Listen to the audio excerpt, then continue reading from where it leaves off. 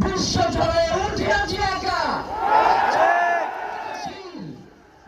প্রিয় ভাইরা, আপনারা জানেন শরীফ ওসমান হাদিকে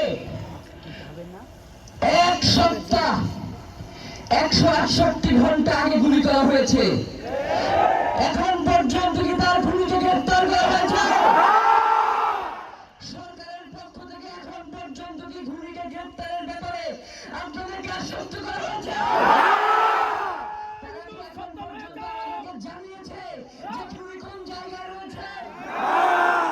আমরা স্পষ্ট মনে করছি যে এখানে খুনি একজন নয়, এখানে পুরো একটা খুনি চক্র আছে। তার পরিবারের পক্ষ থেকে আপনাদেরকে জানিয়ে দিতে চাই, খুনের পরিকল্পনাকারী, খুনের সহায়তাকারী এবং পুরো খুনি চক্রকে বিচারের আওতায় নিয়ে আসতে হবে।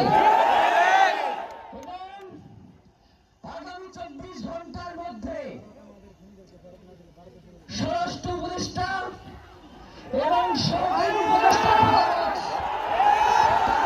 জনতার সম্মুখে এসে তারা এই খুনের ব্যাপারে আগামী গত এক সপ্তাহ ধরে কি পদক্ষেপ নিয়েছে তা জনসম্মুখে জানাতে হবে। যদি তারা জানাতে না পারে তাহলে তাদেরকে পল্লাকের জন্য প্রস্তুত থাকতে হবে। কোনোভাবেই শরীফ ওসমান হাদির রক্তকে বৃথা যেতে দেব না।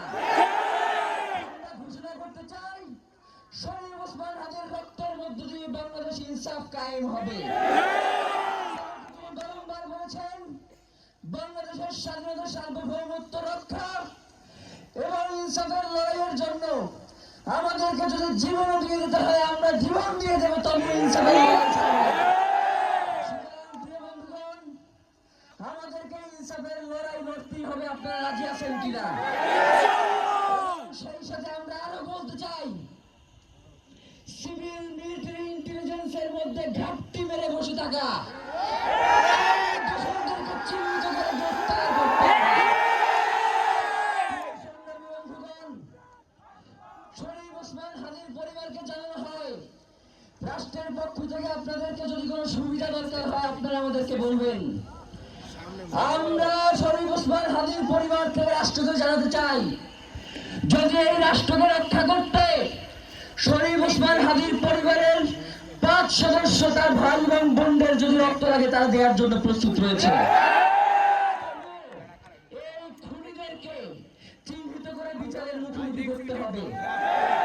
আমরা আপনাদেরকে আরেকটা ঘোষণা দিয়ে আজকের বক্তব্য শেষ করতে চাই, ওসমান হাদির নিরাপত্তার জন্যই কোন জায়গা থেকে তার লাশ নিয়ে যাওয়া হবে আমরা জানি না।